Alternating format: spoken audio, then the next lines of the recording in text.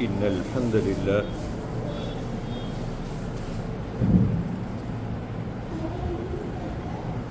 نحمده ونستعينه ونستغفره ونؤمن به ونتوكل عليه ونعوذ بالله من شرور أنفسنا وسيئات أعمالنا من يهده الله فلا مضل له ومن يضلل فلا هادي له وأشهد أن لا إله إلا الله وحده لا شريك له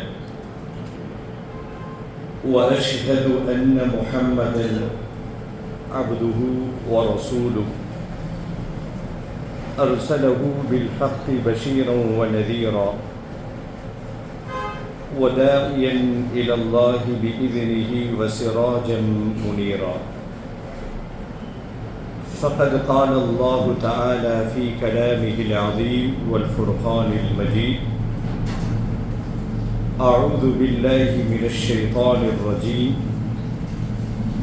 بسم الله الرحمن الرحيم يا أيها الناس اتقوا ربكم الذي خلقكم من نفس واحدة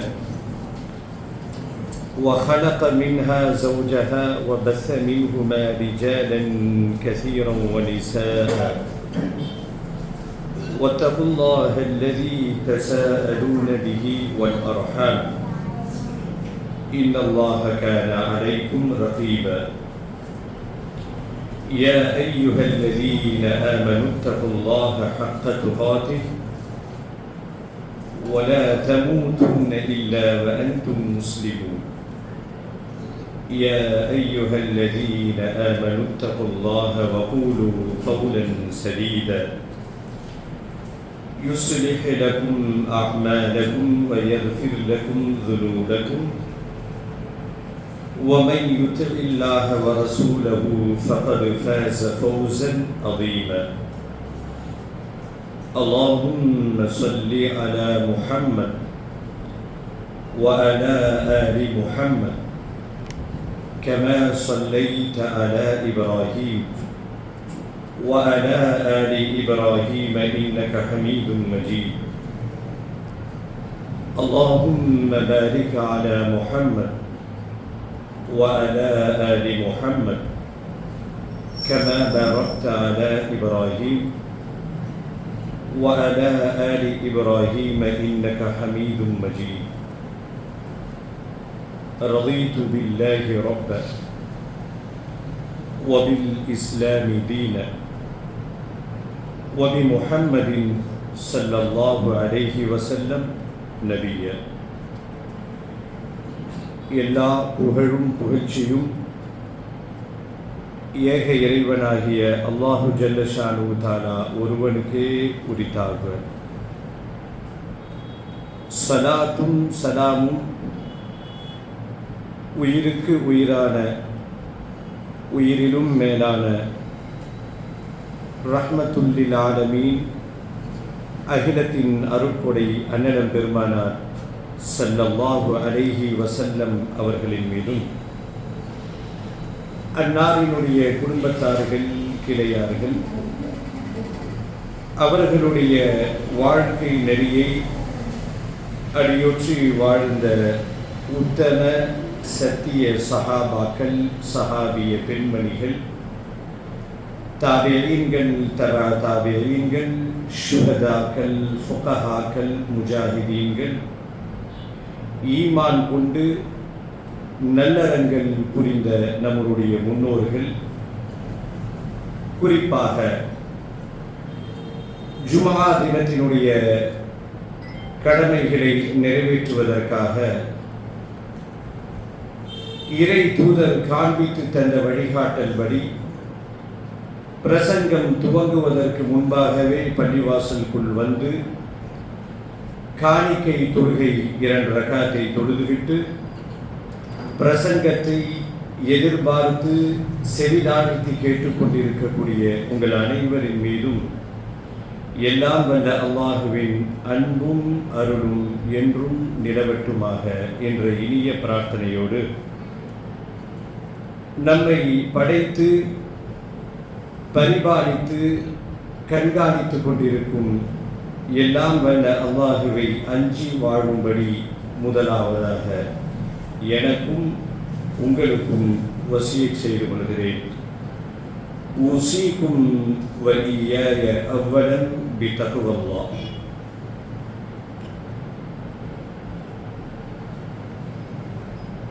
பள்ளிகள் விடுமுறை விட்டிருக்கின்ற காரணத்தினால் பல இடங்களில் பெற்றோர்களோடு குழந்தைகளும் பள்ளிவாசலுக்குள் அழைத்து வரப்பட்டு அங்கே அவர்களுடைய மழலை பாஷையோடு பேசிக்கொண்டு ஜும்மாவிலே அமர்ந்திருப்பது என்பது ஒரு அழகான சுவாரஸ்யமான அனுபவம். இந்த பெற்றோர்கள் ஜும்மாவுக்கு குழந்தையை அழைத்துக் கொண்டு வருவதன் மூலமாக பை ஒன் கெட் ஒன் என்ற ஆங்கிலத்திலே சொல்லப்படுவதை போல, ஒன்று வாங்கினால் ஒன்று இலவசம் என்று சொல்லப்படுவதை போல ஒரு பெரும் பாக்கியத்தை அவர்கள் பெற்றுவிடுகிறார்கள். பெருமானார் ஸல்லல்லாஹு அலைஹி வஸல்லம் அவர்கள் சொன்னார்கள் அல்லவா, யார் முந்திய நேரத்தில் பள்ளிவாசலுக்குள் நுழைகிறார்களோ அவர்கள் ஒரு ஒட்டகத்தை விலை கொடுத்து வாங்கி அதை குர்பானி கொடுத்தால் என்ன நன்மையோ அந்த நன்மையை பெற்று விடுகிறார்கள். அடுத்து வருபவர் மாறு. இதெல்லாம் பிரபலமான ஹதீஸ். பெற்றோர்கள் தங்கள் குழந்தையை அழைத்து கொள்வதன் மூலமாக இந்த குழந்தைகளும் அந்த பாக்கியத்தை பெற்றிருப்பார்கள் என்ற பூரிப்போடு சில ஜும்மாவினுடைய அமர்வுகளை நாம் பார்க்கிறோம். கடந்த சில வாரங்களாக நம்மை தொற்றி இருந்த தேர்தல் ஜுரம், தேர்தல் முடிந்ததற்கு பிறகு, வாக்களிக்கப்பட்ட பிறகு அந்த தேர்தல் ஜுரம் ஓரளவுக்கு தணிந்திருந்தாலும் முழுமையாக வாக்கு எண்ணப்பட்டு அடுத்த ஆட்சி யார் கைக்கு செல்ல போகிறதோ என்று தெரிந்த பிறகுதான் நம்மை தொற்றி இருக்கின்ற அந்த தேர்தல் ஜுரமும் பரபரப்பும் ஓரளவுக்கு தனியும். இந்த சூழலில் அரசியல் குறித்து இஸ்லாத்தின் பார்வை என்ன? இதை சொல்லப்படுவதற்கு என்ன காரணம் அப்படின்னா, இந்த அமர்விலே இந்த சபையிலே இளைஞர்கள் வந்திருக்கிறார்கள். ஒரு காலம் இருந்தது, ஜும்மா மேடையில் அரசியல் பேசக்கூடாது. அல்லாஹ் இஸ்லாமியர்களுக்கு வழங்கி இருக்கின்ற ஒரு அற்புதமான மேடை இந்த வெள்ளி மேடை. நம் பார்வையில் சில நூற்றுக்கணக்கான சில ஆயிரக்கணக்கான மக்கள் இந்த ஜும்மாவிலே கலந்து கொண்டாலும் இந்த வெள்ளி மேடை என்பது வீரியமிக்க ஒரு மேடையாக பெருமானார் அவர்கள் அமைத்து கொடுத்திருக்கிறார்கள். ஒரு காலம் ஜும்மா மேடையில் வெறும் கட்டுக்கதைகளையும் ஆதாரம் இல்லாத செய்திகளையும் சொல்லும் இடமாக, கிட்டத்தட்ட ஒரு கதைகள் கூறப்பட்டு வருபவர்கள் எல்லோரையும் தூங்க வைக்கக்கூடிய ஒரு களமாக தான் இந்த வெள்ளி மேடை ஒரு காலம் இருந்தது. சத்தியத்தை கூட துணிந்து சொல்ல முடியாத ஒரு சூழல் ஒரு 20 வருடங்களுக்கு முன்பாக அந்த சூழல் இருந்தது. வெள்ளி மேடையில் ஜும்மாவில் வட்டியை பற்றி பேசிவிடக்கூடாது. பள்ளியின் தலைவர் துடிதுடித்து போவார். மதுவின் தீமைகளை பற்றி எந்த இமாமும் பேச முடியாது. பள்ளிவாசலின் பொருளாளர் பதற்றம் அடைந்து விடுவார். ஜும்மா மேடையில் வட்டியை பற்றி பேசக்கூடாது, மதுவை பற்றி பேசக்கூடாது, விபச்சாரத்தின் கொடுமைகளை பற்றி பேசக்கூடாது, சொத்து அபகரிப்பு மோசடி செய்வதை பற்றி பேசக்கூடாது கூடாது கூடாது என்று பல கட்டுப்பாடுகள் விதிக்கப்பட்ட பிறகுதான் ஜும்மாவில ஆலிம்கள் பேசக்கூடிய ஒரு சோகமான ஒரு காலம் இருந்தது. ஏன் அப்படி தடை விதித்தார்கள்? என்ன காரணம்னா, பள்ளியினுடைய தலைவர்ல தொடங்கி பொருளாளர், செயலாளர், எல்லா நிர்வாகிகளும் கிட்டத்தட்ட எல்லா சமூக தீமைகளையும் செய்யக்கூடியவர்களாக இருந்திருப்பார்கள். ஆலிம்சா எதையும் வாய் திறந்து பேசக்கூடாது. ஏதோ கதையை சொல்லிட்டு ஒரு 1/2 மணி நேரம் அவர் ஓட்டணும், தூங்குறவங்க தூங்கிட்டு இருப்பாங்க. இப்படித்தான் ஒரு காலம் இருந்தது. கொஞ்சம் ஒரு அனுபவ ரீதியாக ஒரு விஷயத்தை பகிர வேண்டும் என்று சொன்னால், ஒரு பள்ளியினுடைய தலைவர் இமாம் சில வருடங்களுக்கு முன்பாக எனக்கு ஞாபகம் இருக்கிறது, தங்கம் ஆண்களுக்கு ஹராம் என்று யதார்த்தமாக சில செய்திகளை சொல்லிவிட்டார். முன்சஃபிலே பள்ளியினுடைய முக்கிய நிர்வாகி கிட்டத்தட்ட 5 விரல்ல 2 விரல்ல தங்கம் ஜொலிக்கிறது. இவர் பேசிய தலைப்போ தங்கம் ஆண்களுக்கு ஹராம் என்றெல்லாம் வீரமாக பேசிய பிறகு ஜும்ஆ முடித்த அடுத்த பொழுது அந்த இமாம் விரட்டப்பட்ட சோக வரலாறுகளும் இஸ்லாமியர்களிடத்திலே உண்டு. இந்த பள்ளிவாசல் வெள்ளி மேடையில இதை பேசக்கூடாது அதை பேசக்கூடாது என்று கட்டுப்பாடு விதித்த காரணத்தினால் அதே தொடர்ச்சியில பள்ளியிலே வெள்ளி மேடையிலே அரசியலை பற்றி பேசக்கூடாது என்று காலங்காலமாக சொல்லப்பட்டது, கடைபிடிக்கவும் பட்டது. எந்த அளவுக்கு நாம் அறியாமையிலே இருந்திருக்கிறோம். இந்த நேரத்தில் அரசியல் குறித்து இஸ்லாத்தினுடைய பார்வை என்ன? எத்தகைய அரசியலை இஸ்லாம் முன்னெடுத்து செல்கிறது? எந்த அரசியலை இஸ்லாம் கட்டமைத்தது என்பதை தெரிந்து கொண்டால் நாம் இறை நம்பிக்கையாளர்களாக வாழ்வதற்கு அது இன்னும் நமக்கு உதவியாக இருக்கும். ஒரு முஸ்லிமை பொறுத்த வரைக்கும் தொழுகை, நோன்பு, ஹஜ், ஜகாத் எப்படி வழிபாடுகளை அவன் தெரிந்து வைத்திருக்கிறானோ, எப்படி வழிபாட்டை நிறைவேற்ற வேண்டும் என்ற சட்டத்தை அவன் தெரிந்து வைத்திருக்கிறானோ, அதே போல ஒரு முஸ்லிமை பொறுத்த வரைக்கும் உள்நாட்டு அரசியல் தொடங்கி சர்வதேச அரசியல் வரைக்கும் ஓரளவுக்கு தெளிவான பார்வை அவர்களிடத்திலே வேண்டும். யாரை அரியணையிலே அமர்த்த வேண்டும், யாருக்கு பின்னால் நாம் செல்ல வேண்டும், இது ஏன் நாம் அதிகமாக முன்னெடுக்க வேண்டும் என்று சொன்னால், சமீப காலமாக இளைஞர்களுடைய பட்டாளம் விவரம் தெரிந்தோ தெரியாமலோ ஏதோ சில ஒரு ஆரவார பேச்சுக்கு பிறகு இன்றைக்கு சமூக வலைதளங்களில் நம்ம பார்க்கிறோம். ஏன் கண்கூடாக நீங்கள் பார்க்கலாம், வெளிப்படையாக பகிரங்கமாக இஸ்லாமியர்களை எந்த அளவுக்கு இழிவுபடுத்த முடியுமோ அந்த இழிவுபடுத்தியவர்களுக்கு பின்னால் ஹிஜாப் அணிந்து கொண்டு ஓட்டு கேட்க சென்ற கேவலமான பெண்களும் நம்மிடத்திலே வாழ்ந்து கொண்டிருக்கிறார்கள். இது யாரையும் குறை சொல்வதற்காக வேண்டி சொல்லப்படக்கூடிய செய்தி அல்ல.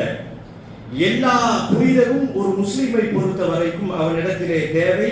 மார்க்கம் இதை வலியுறுத்துகிறது, கட்டாய கடமையும் கூட. முதல்ல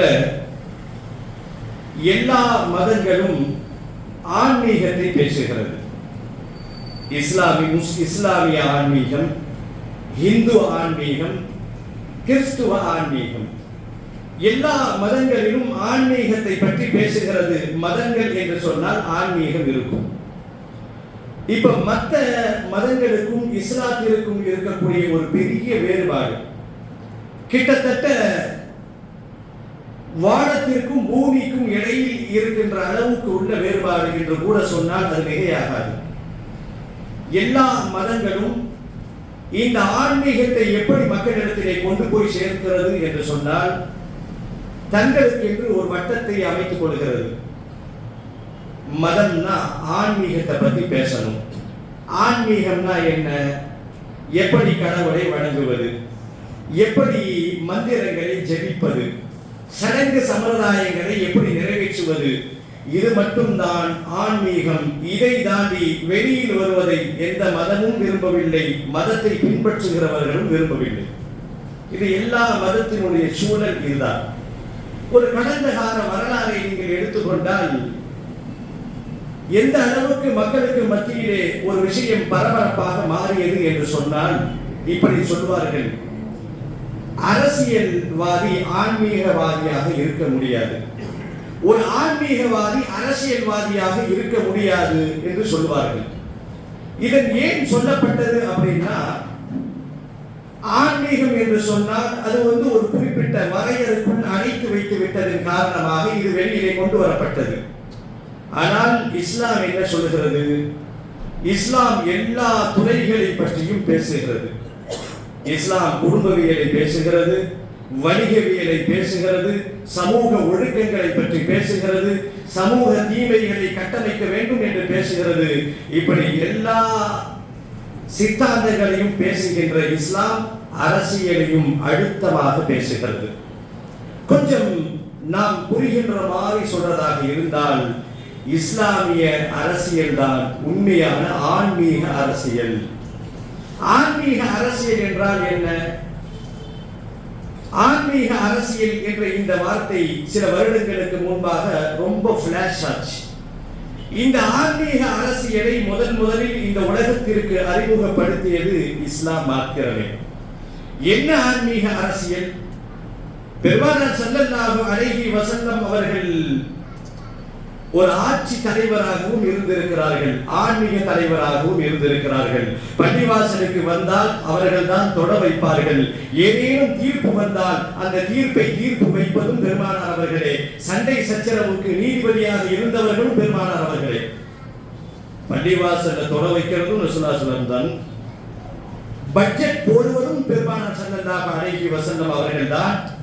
சட்டம் இயற்றுவதும் அல்லாஹ்வின் வழிகாட்டல்படி இயற்றுவதும் பெருமானார் ஸல்லல்லாஹு அலைஹி வஸல்லம் அவர்கள் தான். அவர்கள் ஒரே நேரத்திலே ஆன்மீகத்திலும் ஜொலித்தார்கள், அரசியலிலும் ஜொலித்தார்கள். இஸ்லாம் எல்லா துறைகளையும் ரொம்ப டீடைலா பேசுற மாதிரி அரசியலை இஸ்லாம் மிக அழுத்தமாக பேசுகிறது. எப்படி அரசியலை அழுத்தமாக பேசுகிறது? அரசியல் ஏன் நமக்கு வேண்டும் என்ற இந்த பார்வைக்கு இஸ்லாம் சில தெளிவான பதிலை நமக்கு சொல்லுகிறது. ஏன் அரசியல் தேவைப்படுகிறது? எல்லோரும் நம்ம குடும்பத்தை நாம உழைச்சி காப்பாற்றுறோம், நம் பிள்ளைகளை நாம் படிக்க வைக்கிறோம், நம் செலவுக்கு நாமே உழைக்கிறோம். இப்படி இருக்கும் பொழுது ஏன் அரசியல் தேவை என்ற இந்த கேள்விக்கு இஸ்லாம் தன் பெயரிலே பதில் வைத்திருக்கிறது. இஸ்லாம் என்றால் என்ன? இஸ்லாம் என்றால் அமைதி என்று அர்த்தம். இஸ்லாம் என்றால் சாந்தி என்று அர்த்தம். ஒரு மனிதன் இந்த பூமியிலே, இந்த பூமி பந்திலே மனிதர்கள் சுபிட்சமாக அவர்கள் நிம்மதியாக வாழ வேண்டும் என்று சொன்னால் அவர்களிடத்திலே சமத்துவம் வேண்டும். எல்லா மனிதர்களும் சமத்துவமாக அல்லாஹ் படைக்கவில்லை, ஏற்றத்தாழ்வுகளோடு படைத்திருக்கிறார். அப்படி பலகீனமானவர்களை அரவணைப்பதற்கு பலமுள்ளவர்கள் கைகோர்த்து அவர்கள் ஒன்று சேர்ந்து அவர்களை அரவணைக்க வேண்டும். அதுதான் இஸ்லாமிய அரசியல். இப்போ சமீப காலமாக நிறைய வார்த்தைகளை, புதிய புதிய கோஷங்களை நாம் கேட்கிறோம். திராவிட மாடல் என்று சொல்லுகிறார்கள், சமூக நீதி என்று சொல்லுகிறார்கள், கடமை கண்ணியம் கட்டுப்பாடு என்றெல்லாம் அரசியலிலே வார்த்தைகளாக வசனங்களாக வெளிப்படுகிறது. கொஞ்சம் கடந்த கால இஸ்லாமிய வரலாறை எடுத்துக்கொண்டால் முதல்ல இந்த வார்த்தைகள் எல்லாம் பயன்படுத்துகின்ற ஒரு சூழலை உருவாக்கியது இஸ்லாம் மாத்திரமே தான். இவர்கள் திராவிட மாடல் என்று எதை சொல்லுகிறார்களோ, இவர்கள் சமூக நீதி என்று எதை சொல்லுகிறார்களோ, அதையெல்லாம் 1400 வருடங்களுக்கு முன்பாகவே பெருமானார் ஸல்லல்லாஹு அலைஹி வஸல்லம் அவர்களால் அமைத்து கொடுக்கப்பட்டு வெற்றிகரமாக அவைகள் செயல்பட்டது என்றதுதான் இஸ்லாத்தினுடைய வரலாறு. சமூக நீதி எல்லா அரசியல்வாதிகளும் பேசுகின்ற ஒரு வார்த்தை, கேட்பதற்கு நன்றாக இருக்கிறது. அவர்கள் சொல்லுகின்ற விளக்கங்களை கேட்பதற்கும் நன்றாக இருக்கிறது. ஆனால் சமூக நீதி இன்றைக்கு முழுமையாக மக்களை சென்றடைந்திருக்கிறதா என்று பார்த்தால் நிச்சயமாக இல்லை. சமூக நீதி என்றால் என்ன? எல்லா மனிதர்களும் சமமானவர்கள், எல்லா மனிதர்களுக்கும் எல்லாம் சரிவிதமாக கிடைக்க வேண்டும், நீதி சரியாக இருக்க வேண்டும், யாரிடத்திலும் பாரபட்சம் இருக்கக்கூடாது, எல்லோரிடத்திலும் ஒருமித்த கருத்ததோடு சட்டம் தன் கடமையை செய்ய வேண்டும் என்றெல்லாம் இணைந்ததுதான் சமூக நீதி. இந்த சமூக நீதி ஒன்றை மட்டும் வைத்துக் கொண்டு இஸ்லாத்தினுடைய கடந்த கால வரலாறை பார்த்தால் இன்றைய ஆட்சியாளர்கள் எல்லாம் வெட்கித்து தலை குனிந்து போக வேண்டும். இன்றைக்கு என்ன நடக்கிறது? சிறுமிகளை பாலியல் பலாத்காரம் செய்து இரக்கம் இல்லாமல் சிறுமிகளை பாலியல் பலாத்காரம் செய்தவர்கள் தங்களுக்கு பின்புலம் இருக்கின்ற ஒரே காரணத்தினால் அந்த வழக்கில் இருந்து அவர்கள் தப்பித்து விடுகிறார்கள். பகிரங்கமான முறையிலே இவர்கள் தான் செய்தார்கள் என்று வழக்குகள் தொடரப்பட்டும் கூட அவர்கள் ஒரு உயர்ந்த ஜாதியை சேர்ந்த காரணத்தினால், அவ்வளவு ஏன் கொஞ்சம் கடந்த சில வருடங்களுக்கு முன்பாக எடுத்துக்கொண்டால் ஒரு சிறுமியை, ஒரு இஸ்லாமிய பெயர் கொண்ட அந்த சிறுமியை ஒரு கோயிலிலே வைத்து பல நாட்கள் கொடூரமாக சின்னாபின்னமாக்கிய அந்த கயவர்கள் கூட ஒரு காலகட்டத்திற்கு பிறகு அவர்களுக்கு தண்டனை கொடுக்கப்படாமல் அவர்களை வரவேற்ற கொடூர காட்சிகளும் நம் நாட்டிலே அரங்கேறியதை நாம் பார்க்கிறோம். இப்படி நிறைய செய்திகளை சொல்லலாம். இந்த சமூக நீதி பெருமானார் ஸல்லல்லாஹு அலைஹி வஸல்லம் அவருடைய காலத்தில் இருந்ததுதான் சமூக நீதி. பாருங்கள், ஒரு கேஸ், ஒரு வழக்கு பெருமானார் ஸல்லல்லாஹு அலைஹி வஸல்லம் அவரிடத்தில் வருகிறது. என்ன வழக்கு? பெருமானார் அவர்கள் தான் சுப்ரீம் லீடர், அவர்கள் தான் ராணுவத்தினுடைய தளபதி, ஆன்மீக தலைவரும் அவரே, அரசியல் தலைவரும் அவரே. பெருமானார் ஸல்லல்லாஹு அலைஹி வஸல்லம் அவரிடத்தில் ஒரு கேஸ் ஒன்று வருது, ஒரு வழக்கு. இந்த வழக்கை கொண்டு வருபவர்கள் சப்போர்ட் பரிந்துரையோடு, எப்படி இன்றைக்கு வழக்கு பதிவு செய்யப்பட்டு முன்ஜாமீன் ஜாமீனோடு அவர்களை விடுவிக்கப்படுகிறதோ, பத்திரிகையில புரட்டி பார்த்தால் தெரியும். ஒரு பெரிய காவல்துறை அதிகாரியாக இருந்தவர் காரிலே செல்லுகின்ற பொழுது அதே காவல்துறையிலே ஒரு மாவட்டத்தினுடைய எஸ்பியாக இருந்தவர்களுக்கு ஒரு பாலியல் தொல்லை கொடுத்து அவர்களை சிறையில் அடைக்க முடியாமல் இவ்வளவு பெரிய உயர்ந்த இடத்துல இருப்பவர்கள் கூட நீதி கிடைப்பதற்காக வேண்டி அடைந்த வரலாறுகள் கண் முன்னால் இருக்கிறது. இந்த சமூக நீதிலாம் இஸ்லாமிய மாடல் அரசால் மட்டும்தான் நிறைவேற்ற முடியுமே தவிர எந்த மாடல் அரசும் இதை பார்த்து அவர்கள் சில நுணுக்கங்களை கற்றுக்கொள்ளலாமே ஒழிய இஸ்லாமிய மாடல் அரசு மட்டும்தான் எல்லாவற்றையும் சரியாக கொண்டு வர முடியும். பெருமானார் ஸல்லல்லாஹு அலைஹி வஸல்லம் இடத்துல வழக்கு வருது. என்ன வழக்கு? ஒரு பெண் திருடி விட்டார். திருடினால் என்ன தண்டனை? கையை வெட்டணும். இது ஷரியத்தினுடைய சட்டம். இதுக்குள்ள சில நுணுக்கங்கள் இருக்கு. எந்த அளவுக்கு திருடினா எப்படி, அதெல்லாம் இருக்கிறது வேறு, அது ரொம்ப டீடைலா பேசணும். ஷரியத்தினுடைய சட்டம் வஸாரிகு வஸாரிகத்து ஃபகதஉ ஐதியஹுமா, திருடனுக்கும் திருடிக்கும் கையை வெட்டுங்கள். இது மேலோட்டமா நாம தெரிஞ்சுப்போம். அந்த வழக்கு வருகிறது. திருடிய பெண் உயர் குலத்தை சார்ந்த ஒரு பெண் சப்போர்ட்டோட வராங்க. அந்த பெண்ணினுடைய பெயர் ஃபாத்திமா. பெருமானார் ஸல்லல்லாஹு அலைஹி வஸல்லம் அவருடைய ஈரல் குடை என்று வர்ணிக்கப்பட்ட தன் மகளின் பெயரை கொண்ட ஒரு பெண். வழக்கு வருகிறது. இதுதான் சமூக நீதி. வழக்கு கொண்டு வருபவர்கள் எப்படி இன்றைக்கு முன்ஜாமீனோடு சேர்த்து தீர்ப்பு வழங்கப்படுகிறதோ, தீர்ப்பு வழங்கியாச்சு, ஜாமீனும் கொடுத்தாச்சு. இங்கே சமூக நீதி இருக்கிறது. ஒரு பின்புலம் உள்ளவன், உயர் ஜாதியை சார்ந்தவன் என்ன தப்பு செய்தாலும் வெளியிலே வந்து விடுகிறான். எந்த பின்புலமும் இல்லாமல் சாதாரண தப்பு செய்தவர்கள் கூட, அவ்வளவு ஏன் அருமை சகோதரர்களே, காலம் காலமாக இன்றைக்கு சிறைவாசிகள் என்று பல வருடங்களாக ஜெயிலுக்கு போன பொழுது தன் பிஞ்சு குழந்தையை முத்தம் கொடுத்து உச்சி முகர்ந்து ஜெயிலுக்கு சென்றவர்கள் கிட்டத்தட்ட அந்த பெண்ணுக்கு பெருசாகி அந்த குழந்தை பெண்ணாகி அதற்கு கல்யாணமாகி அது குழந்தை பெற்ற பிறகும் கூட சிறைவாசிகள் விசாரணை கைதிகளாக பல சிறைவாசிகள் இன்றைக்கும் சிறைவாசத்தை அனுபவித்துக் கொண்டிருக்கிறார்கள். அதே நேரத்தில் பகிரங்கமான முறையில் கல்லூரியிலே வந்த வேளாண்மை கல்லூரி மாணவியுடைய பேருந்தை எரித்து இவர்கள்தான் முக்கிய புள்ளிகள் என்று அடையாளம் காட்டப்பட்டு, கொஞ்சம் கடந்த காலத்தை நீங்க யோசிச்சு பாருங்க. இளைஞர்கள் தெரியாட்டி யூடியூப்ல போய் பாருங்க. ஒரு பஸ் வருது, எல்லாம் பெண்கள் வேளாண் கல்லூரியிலே படிக்கக்கூடிய பெண்கள் சுற்றுலாவுக்கு போயிட்டு வராங்க. ஒரு முக்கிய பிரச்சனைக்காக வேண்டி அந்த கட்சிக்காரர்கள் ஆர்ப்பாட்டம் செய்கிறார்கள். வந்த பேருந்த அப்படியே பெட்ரோல் ஊற்றி எரிக்கிறார்கள். உள்ளே இருக்கக்கூடிய பெண்கள் எல்லாம் கதறி போய் பல பெண்கள் இறந்து விடுகிறார்கள். இவர்கள் தான் குற்றவாளிகள் என்று அடையாளம் காட்டிய பிறகும் கூட அவர்கள் சில வருடங்களிலே வெளியிலே இலகுவாக வந்து விட்டார்கள். எங்கே சமூக நீதி? பெருமானார் ஸல்லல்லாஹு அலைஹி வஸல்லம் வராங்க, இந்த பெண் திருடி விட்டார், உயர் குலத்து பெண், அதனால கொஞ்சம் ஏதாவது இறக்கம் காட்டி கொஞ்சம் ஜாமீன் கொடுத்து கொஞ்சம் போட்டாவை ஃபர்ஸ்ட் கிளாஸ்ல ஒதுக்கி உங்களுக்கு தண்டனையை குறைக்க முடியுமா என்று கேட்கிறார்கள். அப்பொழுது பெருமானார் ஸல்லல்லாஹு அலைஹி வஸல்லம் சொன்ன வார்த்தை இந்த உலகமே அதிர்ந்து போன வார்த்தை. இஸ்லாமிய மாடல் என்றால் இதுதான் இஸ்லாமிய மாடல். பெருமானார் ஸல்லல்லாஹு அலைஹி வஸல்லம் சொன்னார்கள், என் மகள் பெயரும் ஃபாத்திமா தான், என் மகள் திருடி இருந்தாலும் நானும் அவருடைய கையை வெட்டியிருப்பேன். இதுதான் இஸ்லாமிய மாடல். இதெல்லாம் கேட்பதற்கு கொஞ்சம் சுவாரஸ்யமாக இருக்கிறது.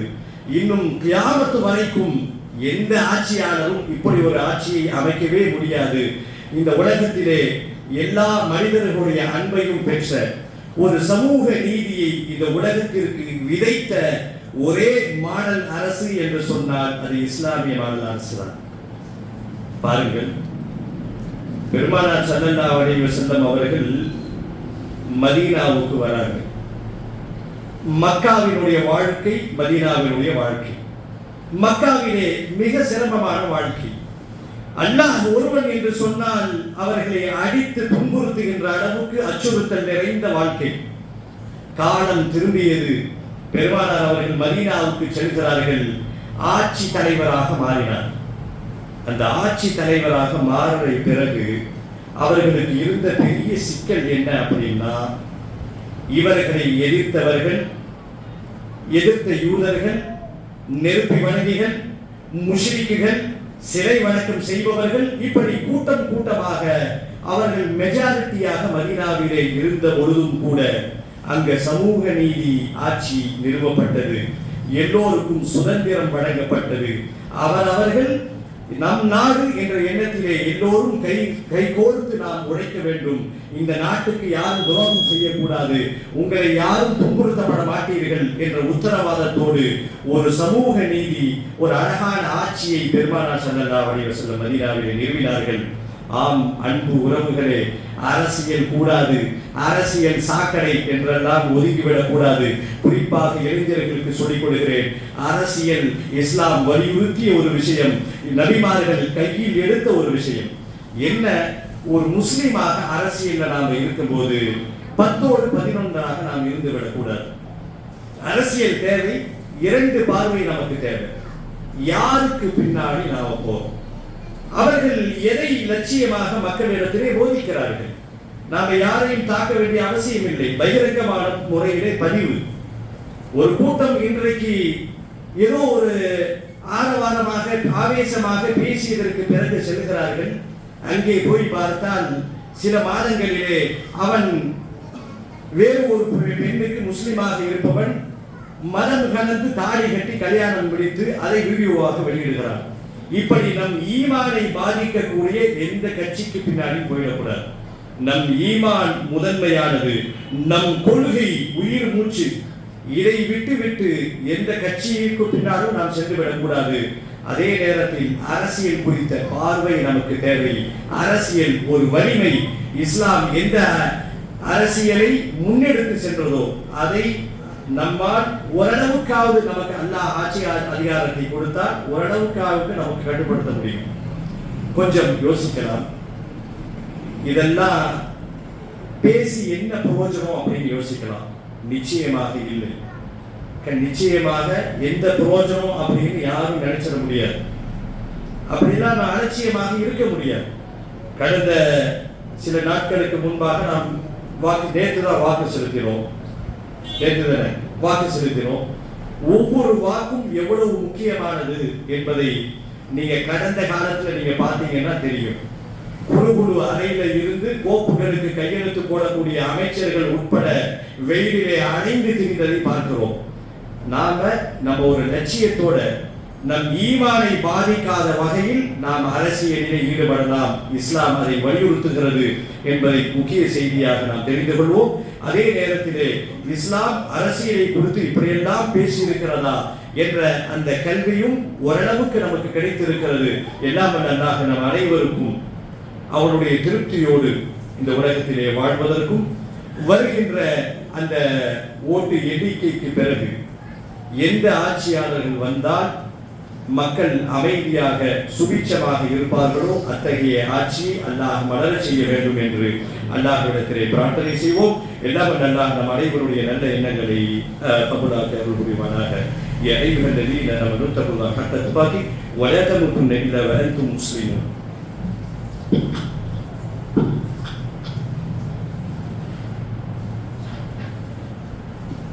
அல்ஹம்துலில்லாஹி ரப்பில் ஆலமீன் والصلاة والسلام على أشرف الأنبياء والمرسلين وعلى آله وأصحابه أجمعين. கண்ணியத்திற்குரிய அல்லாஹ்வின் நல்லடியார்களே, இன்றைய ஜும்மாவினுடைய முதல் அமர்வில் அரசியலும் ஆன்மீகமும் இரண்டும் வெவ்வேறானது அல்ல. இஸ்லாம் வலியுறுத்துகின்ற ஆன்மீகத்தில் அரசியலும் இருக்கிறது. மக்கள் நலன் சார்ந்த எல்லா திட்டங்களும் இஸ்லாத்தினுடைய ஆன்மீகத்தில் இருக்கிறது என்பதை நாம் தெரிந்து கொண்டோம். இளைஞர்கள் நிறைய இருக்கின்ற காரணத்தினால் இது சார்ந்த விழிப்புணர்வு மிக அவசியம். சமீப காலமாக சில புதியவர்கள் தோன்றி இருக்கிறார்கள். அவர்களுக்கு பின்னால் நம் இஸ்லாமிய இளைஞர்களும் பெண்களும் செல்கிறார்கள். அப்படி செல்வதனால் என்ன ஆபத்து என்பதை அந்தந்த பள்ளியினுடைய பொறுப்பாளர்கள் சொல்லியிருக்கிறார்கள். ஏன் அவர்களை நாம் எதிர்க்கிறோம் என்ற விளக்கமும் தரப்பட்டிருக்கிறது. ஓரளவுக்கு இந்த அளவுக்கு விளக்கம் போதும் நினைக்கிறேன். நாம் கடந்த வரலாறை எடுத்துக்கொண்டால் இது ஒரே ஒரு செய்தி, இஸ்லாமிய அரசியல் எவ்வளவு முக்கியமானது என்பதை நாம் புரிந்து கொள்ளலாம். மதுவிலக்கு, லஞ்சம் காலம் காலமாக பேசப்படுகிறது. கொஞ்சம் யாரும் மதுவை நாங்கள் ஒழிப்போம் என்று சொல்ல முன்வருவதில்லை. காரணம், குடிமக்களின் மூலமாகத்தான் இன்றைக்கு ஆட்சி நடக்கிறது என்ற அவல நிலைக்கு சென்றிருக்கிறோம். ஆனால் இஸ்லாம் மதுவிலக்கை எவ்வளவு அழகாக அறிமுகப்படுத்தியது தெரியுமா? இன்றைக்காவது ஓரளவுக்கு குடிக்கிறார்கள். பெருமானார் ஸல்லல்லாஹு அலைஹி வஸல்லம் அவர்கள் அரபுலகத்திலே நபியாக அல்லாஹ்வால் அனுப்பப்பட்ட காலகட்டத்தில் அரபியர்கள் அதெல்லாம் ஒப்பிடவே முடியாது. கேனாக அடைத்து வைத்து குடித்த ஒரு சமூகம் அந்த சமூகம். ஒரு அழகான வரலாறு. எந்த அளவுக்கு அவர்கள் பண்பட்டார்கள் என்று சொன்னால், கொஞ்சம் கொஞ்சமாக மதுவிலக்கு நடைமுறைக்கு வந்தது. முதல்ல அல்லாஹ் வசனத்தை இறக்குகிறான், நீங்க குடிங்க, தொழுகிற நேரத்தில் குடிக்க வேணாம் அப்படின்னு முதல் கட்டளை. அடுத்து பார்த்தார்கள், தொழுதுட்டு முதல்ல தொழுகையிலே குடிப்பாங்க, அப்புறம் தொழுகிற நேரத்துக்கு குடிக்கல. இப்படி படிப்படியாக அந்த கட்டளை அமல்படுத்தப்பட்டு ஓரளவுக்கு அவர்கள் பக்குவம் அடைந்ததற்கு பிறகு முழுவதுமாக மது விலக்கு அமல்படுத்தப்பட்ட பொழுது வரலாறுகள் எழுதுகிறார்கள், அரபுலக தெருக்களில் ஆறு ஓடியதை போல மது ஆறு ஓடியது என்று வரலாறு சொன்ன அந்த செய்திகளை நாம் பார்க்கிறோம். இஸ்லாமால் மட்டும்தான் எல்லா சமூக தீமைகளையும் களைய முடியும் என்பதையும் நாம் புரிந்து கொள்வோம். அத்தகைய ஒரு தூய்மையான ஆட்சி வருமா வராதா என்ற உத்தரவாதம் தான் தர முடியாது. இருந்தாலும் அல்லாஹ்விடத்திலே பிரார்த்தனை செய்து கொண்டிருப்போம். நாடியவர்களுக்கு அல்லாஹ் ஆட்சியை வழங்குகிறான், நாடியவர்களிடத்திலிருந்து அல்லாஹ் ஆட்சியை பிடுங்குகிறான் என்ற வசனத்திற்கேற்ப வரக்கூடிய அந்த தேர்தல் அந்த ஓட்டு எண்ணிக்கைக்கு பிறகு ஒரு நல்ல ஆட்சி மலர வேண்டும் என்ற பிரார்த்தனை நாம் தொடர்ந்து செய்து கொண்டே இருப்போம். எல்லாம் அல்லாஹ் நம் அனைவரையும் நனவிலே ஒன்றிணைப்பானாக. அல்லாஹ் நம் அனைவரையும் ஒற்றுமையாக சகோதரத்துவத்தோடு எந்த வேறுபாடுகளும் இல்லாமல் ஜாதி மத வேறுபாடுகளை கலைந்து சகோதரத்துவத்தோடு வாழ்வதற்கு எல்லாம் அல்லாஹ் தௌஃபீக் செய்வானாக. யா அய்யுஹல்லதீன ஆமனு தகுல்லாஹ ஹக்க துகாத்திஹ் வ லா தமூதுன்ன இல்லா வ அன்தும் முஸ்லிமூன்.